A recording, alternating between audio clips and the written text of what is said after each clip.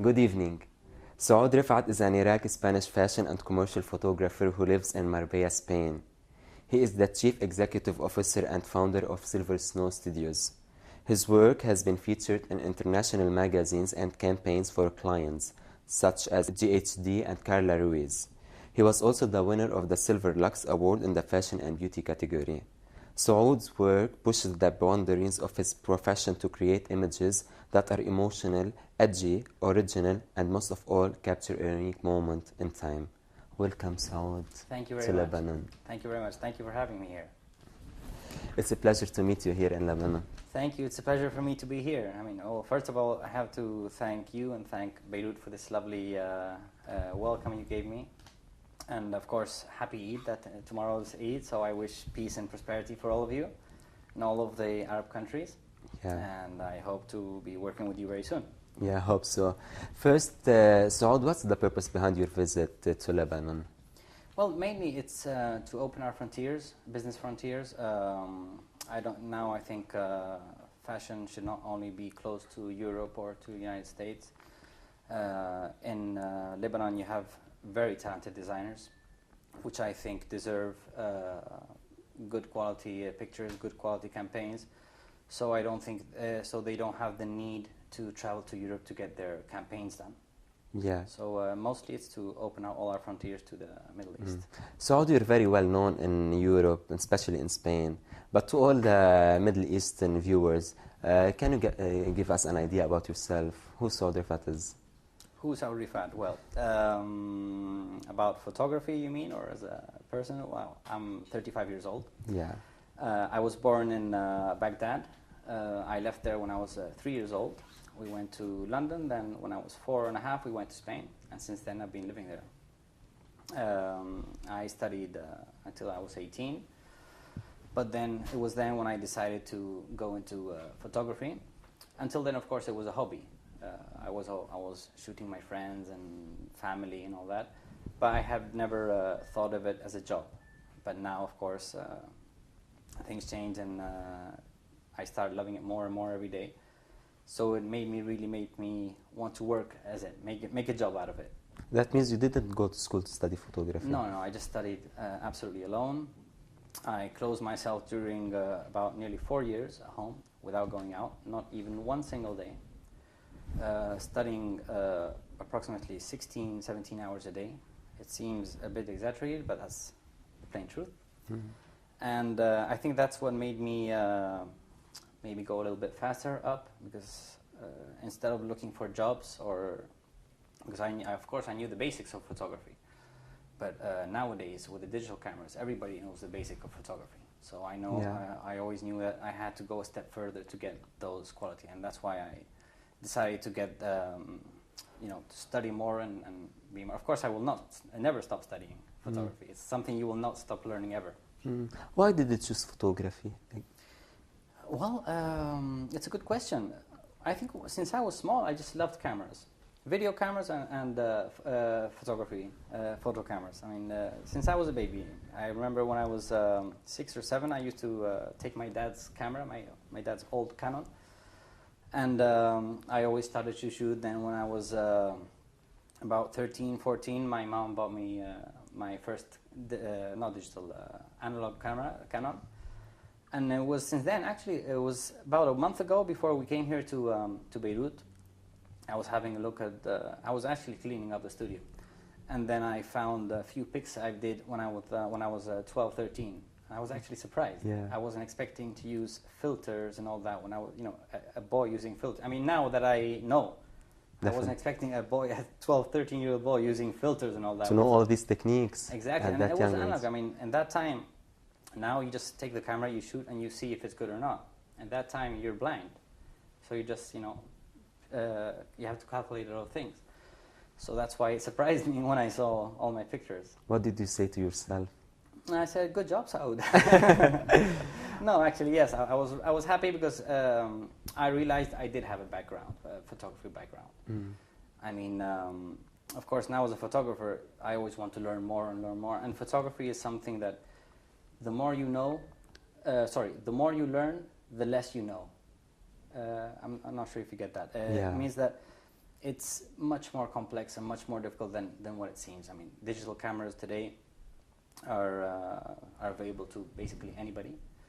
And of course, it makes life easier, and everybody depends on Photoshop to fix things and to light and all that. I have never considered myself a digital artist or a Photoshop. I always would like to consider myself a photographer. And that's why all my shoots are real. If I want a plane in my shoot, a real plane should be there.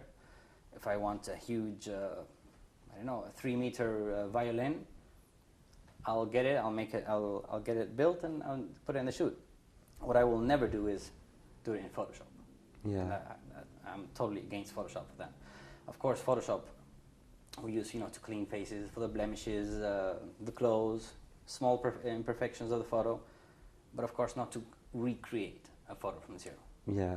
Saud, who were the first photographers that inspired you when you were a beginner? Actually, there are a few of them. We have the Spanish talented photographer Shaqír. He is, for me, one of the most referent. He's a very good photographer, fashion photographer. He works mostly for Vogue UK. Yes. And then I love Mert Alas and Marcus Pillot.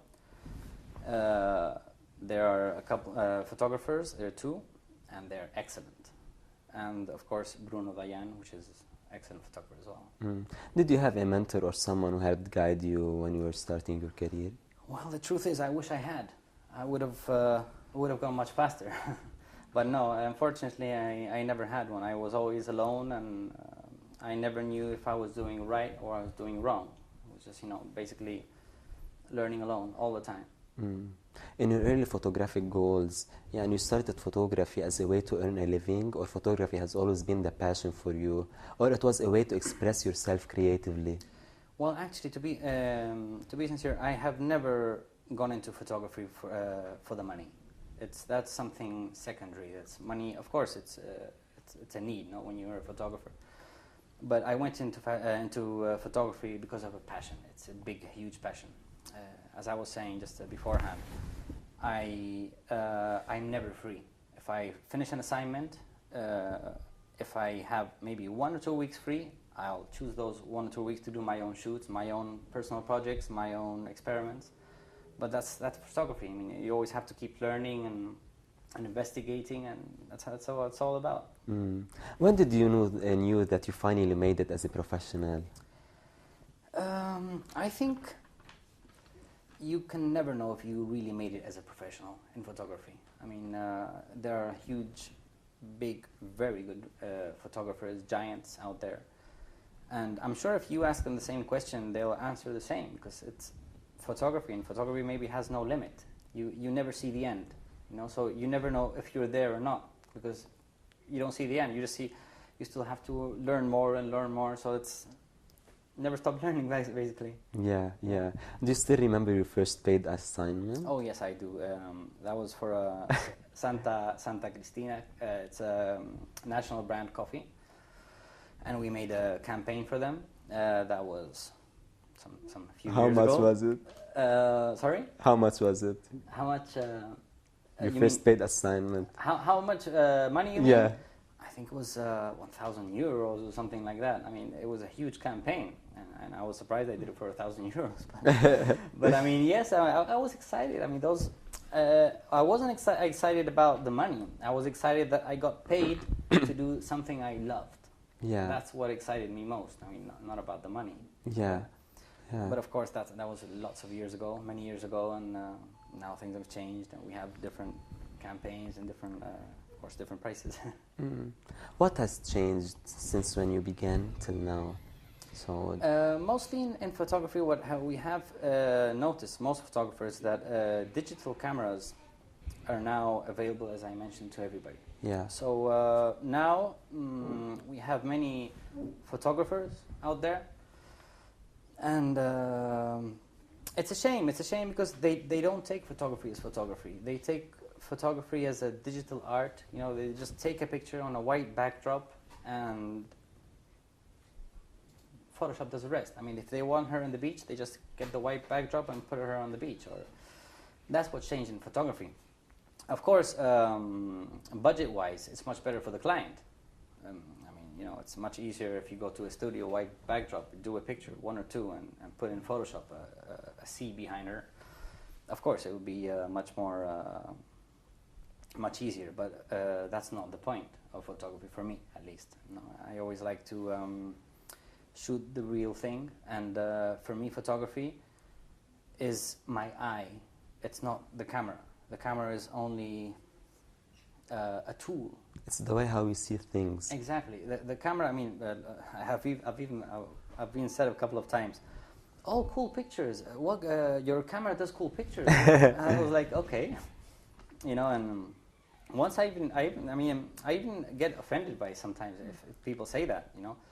And once, not much ago, it was about a year ago, a client said, oh, great photo, the good camera you have. I said, you think it's a camera? Oh, yes, of course. I've seen other cameras and not like this one. I said, okay, I'll give you the camera. And if you do the same picture, I'll do all your work for free. He didn't say a word. Yeah, yeah. What has changed in Saud himself? Well, it made me much more passionate and made me have goals. And it makes me want higher and higher goals every time.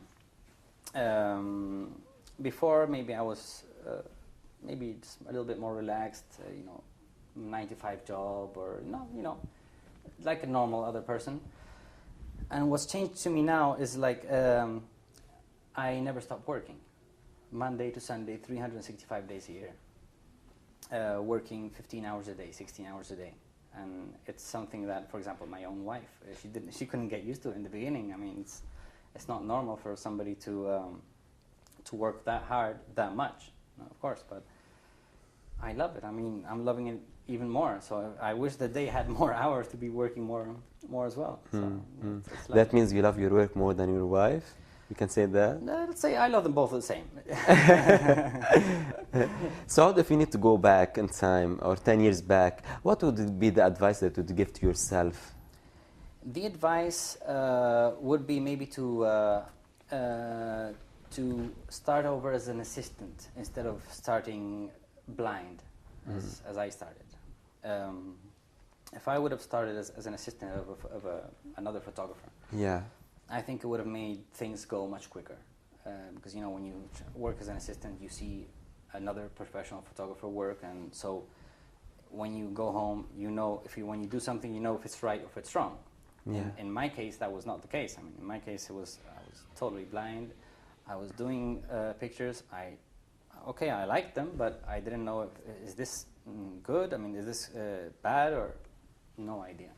Yeah. So that was basically it. I mean, yeah. It's it made me more passionate, much more passionate. Yeah. Saud, have you ever thought about what else you might be doing if it didn't work out with photography? I'd maybe kill myself. No, if photography. You can't imagine yourself. No, I can't.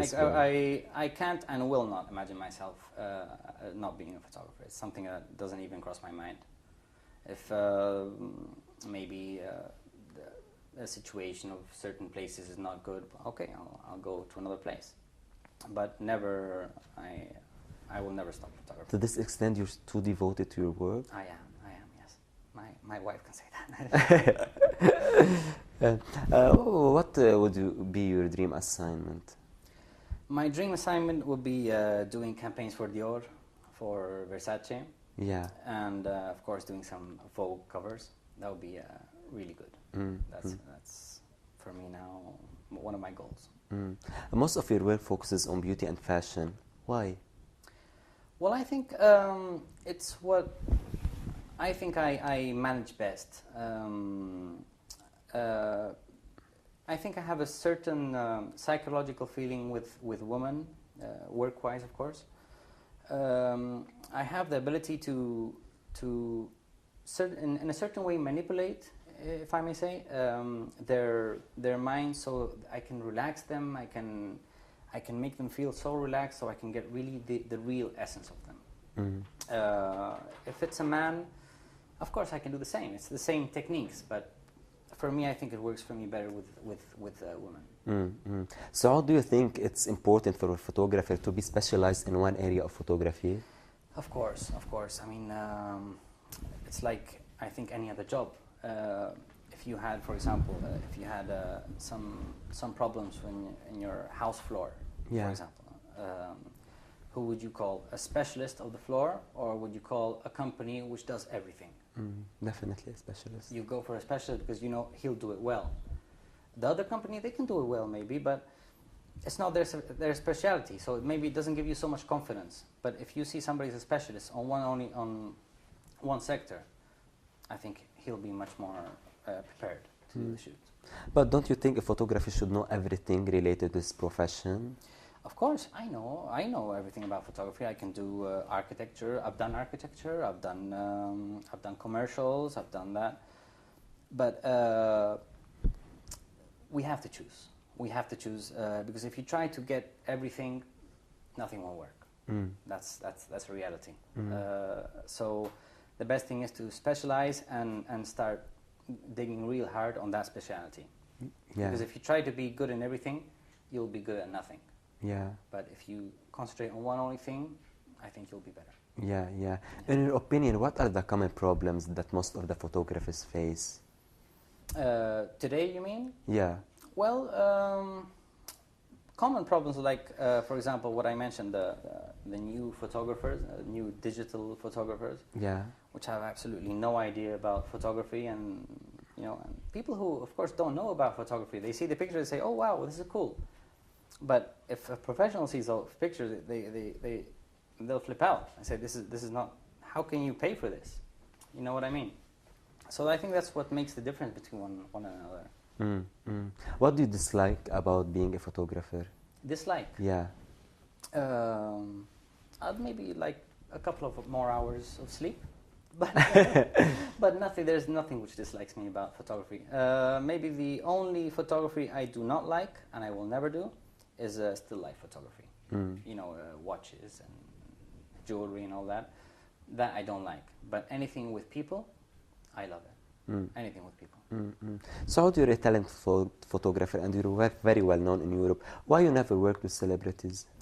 Celebrities is something that, of course, I know it makes you famous and makes you well known, but it doesn't make you well known as a photographer. It makes you well known because you did the picture of Kate Moss. Yeah. Okay, and it makes you well known because you did the picture of that girl. I don't want an excuse of somebody else for me to be a good photographer.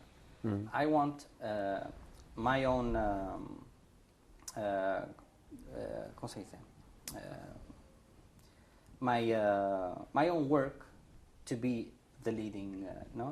I don't want to depend on somebody else to be a good photographer. Myself, I want to be a good photographer without depending. Maybe with the time, if I get a celebrity, okay. But I never wanted to use them to push me up. Yeah. But if you want to make a photo session for any celebrity, who might it be? Who inspired you? Maybe Angelina Jolie. Why Angelina Jolie? Because of her charisma. I love the way she is. Her heart, very open heart, very natural girl.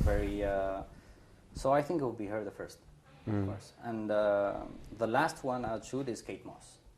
The last one? The last one. Why? Because she's so... Everybody shot her. She's too well... She has pictures from every photographer in the world. Of course, so does Angelina Jolie, but Kate Moss much more. Naomi Campbell the same, Claudia Schiffer the same, Cindy Crawford the same. Exactly, but so why Kate Moss specifically? No, I mean, when I say Kate Moss as well, but Kate Moss is, for me, maybe not as much as, for example, Angelina Jolie. Kate Moss is a model. Angelina Jolie is a celebrity. She's an actress.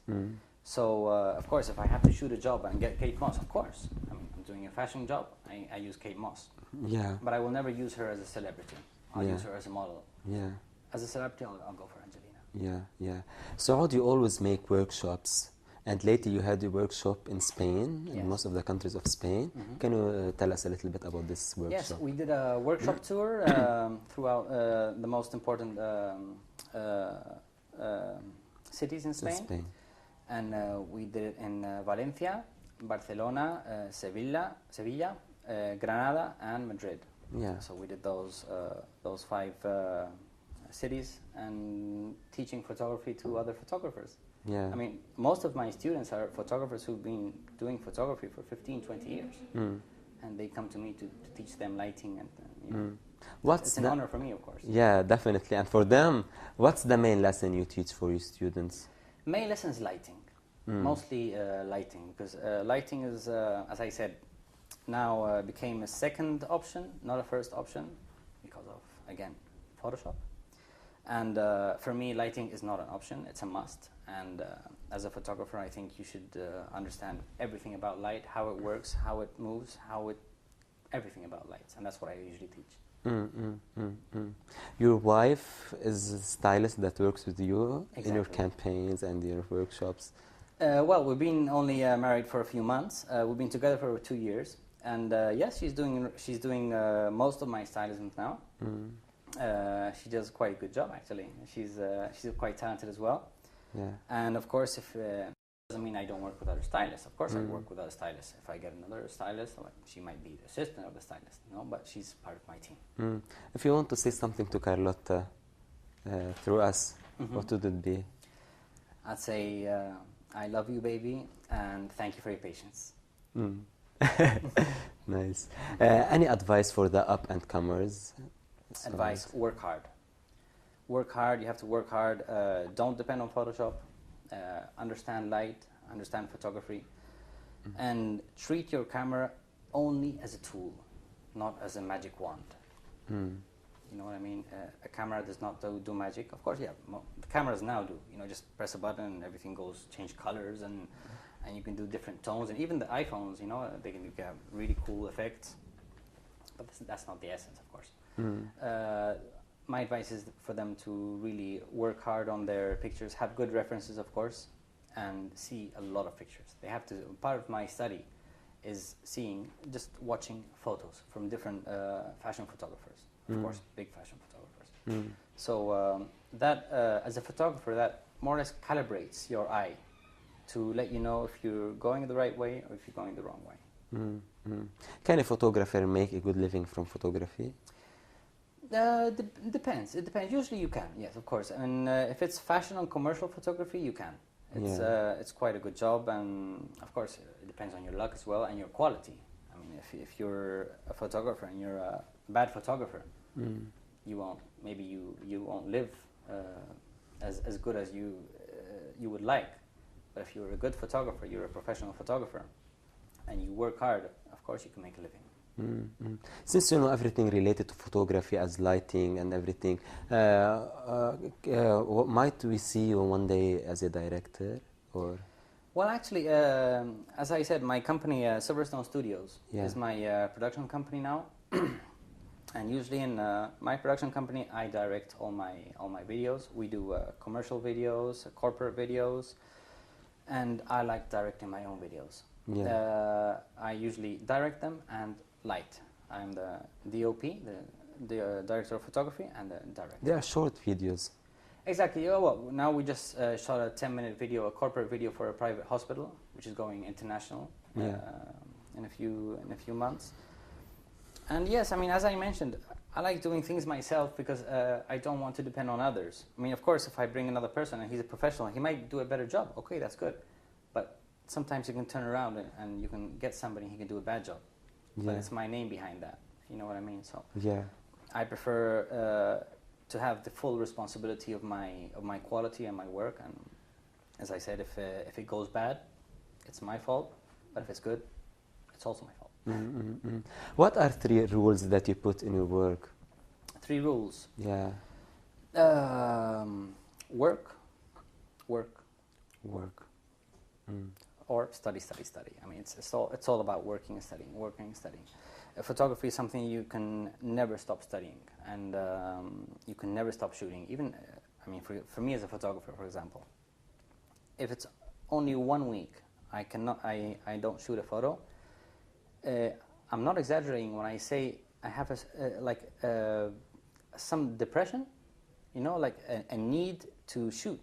I need to shoot a photo. I need to shoot something. I don't care if it's a landscape. You know, when there's those desperate moments. So yes. When you feel desperate, you always hold your cam and take photos? Yeah, I go out and I get a personal shoot. That's why I mentioned, I mean, I never stop doing photos. The moment I finish an assignment, I don't care if I've been working for 6 months non-stop. the moment I finish that, maybe 2 weeks before finishing the job, I'm already thinking of the next one. You know, if it's not an assignment, it's going to be a personal project, but I'm always shooting, continuing. I think it's the only way to learn as well. Hope Carlotta doesn't feel jealous from your camera. No, she doesn't. Well, depends on the day. Sometimes she gets angry, but no. No, she takes it well, and it makes it easier because she's on my team. So she understands how photography works and what it needs to be a better photographer. So in the beginning, of course, she was always like, let's go out and let's go have dinner. I was like, no, no, darling, we have to study, I have to work. And she didn't understand it.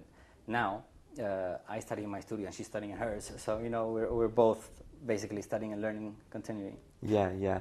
So we knew that soon you're going to meet the famous Lebanese fashion designer Saab. I hope What's so, the yes. purpose behind this meeting? Well, actually, I came to Lebanon mostly to open the frontiers. Yeah. Between Europe and the Middle East, and hopefully we can go to Dubai after this.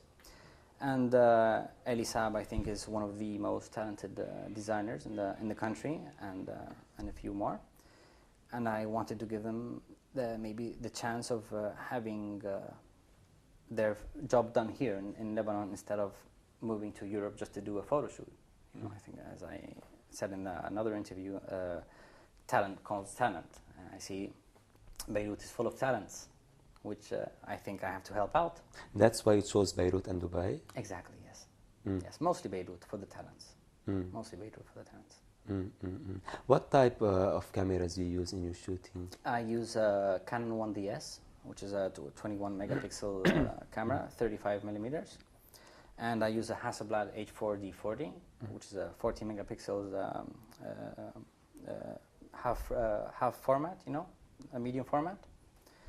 And those two, mostly, I use. But as you said, any photographer can take a beautiful shot despite the camera he's using. Of course. I mean, the other day I took my iPhone, and we went out. I went with my wife, and I was doing some pictures with the iPhone. Then I went home and I showed them to my assistants, and they were like, "Oh, cool, good. Oh, really cool pictures. Okay, when did you download them?" I said, "I didn't download them. They're from the iPhone." They couldn't believe me. You know, and I said, "No, it's done with the iPhone." They couldn't believe me. I said, "That's where the photographer is. You know, it's the camera." As I said, I will still say, it's only a tool. I mean, it doesn't make a better picture or a worse picture. The better picture, worse picture is you, how you light the image, how you get the composition, how you work everything in your picture. It doesn't matter if it's an iPhone or if it's a Hasselblad or if it's a Canon. You know, of course, iPhone has smaller resolution, Hasselblad has a full resolution, but they're all cameras. So it's basically the same. So if in the future your son or your daughter came to you saying, "Dad, I want to become a photographer," what would you say? I will say, please, would you encourage them? Of course. I will encourage them and teach them. Well, now it's my sister. I have a young sister. She's 14 years old, and she's into photography as well. Not as much as I was, but she's very talented. So that, you know, that makes me want to teach her more, and because I see there's talent behind her age. Great. Yes. Great. It was really nice meeting you, Saud. Thank you. It was nice to meet you too. We would like you to say something in your Iraqi accent or in your Arabic accent for all our viewers. Eid Mubarak to everybody. I wish peace. I wish peace and prosperity to all Arab countries, and lots of luck. I mean, I think the Middle East needs a little push, you know, from too much wars, too much that. I think people need, the people here deserve much more than that. So keep going, keep working hard. I mean, they're doing the right way. They're doing. I mean, I've been surprised. I've been here in Lebanon 5 years ago, and it was so different. I fell in love with Lebanon about 5 years ago. It was very, very nice. But then when I came again 5 years ago, it's expanded. Everything changed. Everything is beautiful. So what I say is, keep going. What's so special about Lebanon, Saud, in your idea? The most special, it has something I think other countries don't have. It's the essence, the people, the the living, the people, the food, everything. You know, it's accumulative lots of things put together, and that's Beirut. You lack all these things in Spain? Well, we don't lack them. We have different mentality. Of course, it's different mentality, different way of thinking, different types of respect, different types of everything, you know. But of course, I consider myself multicultural, so I have no frontiers between any countries. I don't care if it's Iraq, I don't care if it's Lebanon, I don't care if it's Spain, France, United States. We're all people, we're all humans, and I think we're all brothers. So that's how I think how it should be. So hope we will see you every time here in Lebanon. I hope so too. Thank you very much. It was really nice meeting you. Thanks so much for your time. Thank you very much. Thank you. Thank you.